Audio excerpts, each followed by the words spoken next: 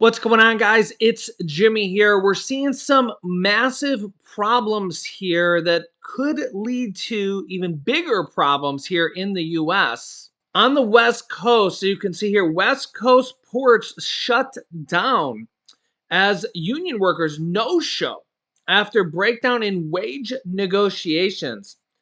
This is a big because it's happening here for almost all of the ports. Labor dispute snarls West Coast ports. White House urged to step in.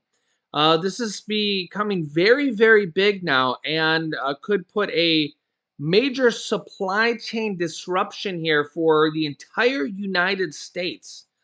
Take a listen here. The port behind me is one of the biggest points of entry for shipments in the entire United States. And this port and 28 others from here to Seattle are now facing disruptions as talks over pay have stalled. Now, the Port of Oakland alone usually has over 2,000 trucks through its terminals every single day, but none were expected yesterday with labor shortages.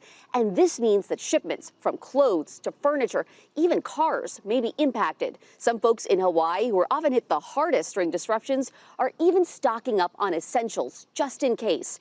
The International Longshore and Warehouse Union had reached a tentative agreement with the Pacific Maritime Association just a few months ago, but they did not reach an agreement with pay.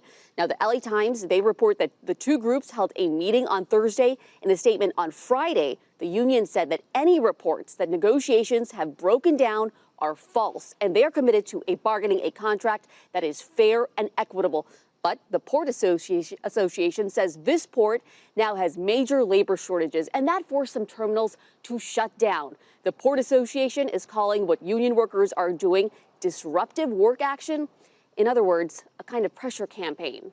Yeah, as you can see here, members of dock workers' unions have engaged in concerted and disruptive work actions for several days now, causing slowdowns or complete shutdowns in some cases in Los Angeles, Long Beach, Oakland, and Seattle, according to the Pacific Maritime Associations, which bargains on behalf of port operators.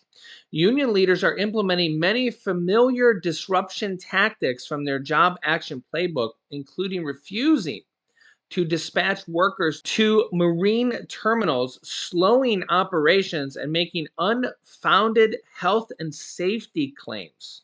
More than 22,000 dock workers at 29 ports along the West Coast have been working without a contract since July. Also, some big news here today. House Republicans are pressing ahead with proceedings against the FBI director, Christopher Wray, here. This is really big news to have this happen.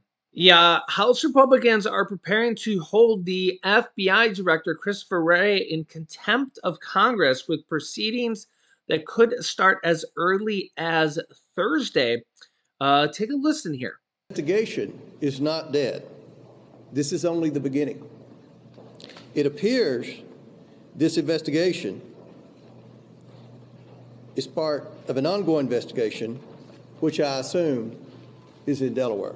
Comer said that it was part of an ongoing investigation, and that's what he learned. Okay, but then I must have missed that because I've not heard that this is part of any ongoing investigation. What I know is that the FBI Department of Justice team under William Barr and Scott Brady in the Western District of Pennsylvania terminated the investigation. They said there were no grounds for further investigative steps. I would hope my colleagues would think long and hard before holding the director of the FBI in contempt for what the Trump administration and William Barr did back in 2020. Maryland Congressman Jamie Raskin, the ranking Democrat on the Oversight Committee, responding yesterday to the chairman of the House Oversight Committee, Kentucky Republican James Comer, after both men received a briefing with FBI officials over a document related to an investigation into the Biden family business dealings. Jackie, can you explain what's going on here? What was Comer saying?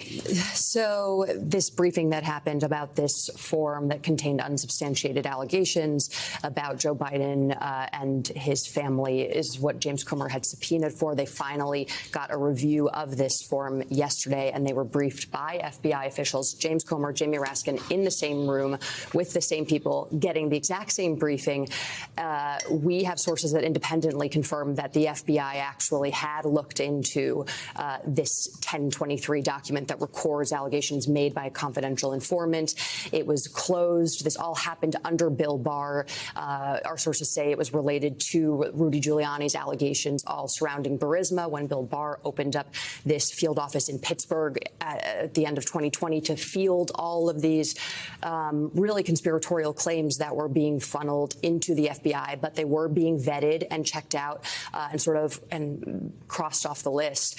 But James Comer has tried to dredge this up, and his readout, we are told, is inconsistent with what actually happened. He claims that the investigation is still ongoing. We haven't gotten clarity on what that investigation is. He also claims that this information that was included in the 1023 form is also being used in an ongoing investigation. We've also been told that that's not accurate. Yeah, so in yesterday's video, I gave you a larger excerpt from Representative Comer directly. If you want to see that, I'll link you to that video.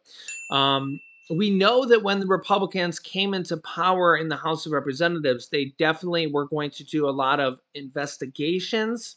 They said this pretty clearly, and we're starting to see some of that now. So we'll see what happens here. I'll keep you up to date here on this. Also, another big thing happening here, Republican Congressman George Santos had a $500,000 bond to get out of jail.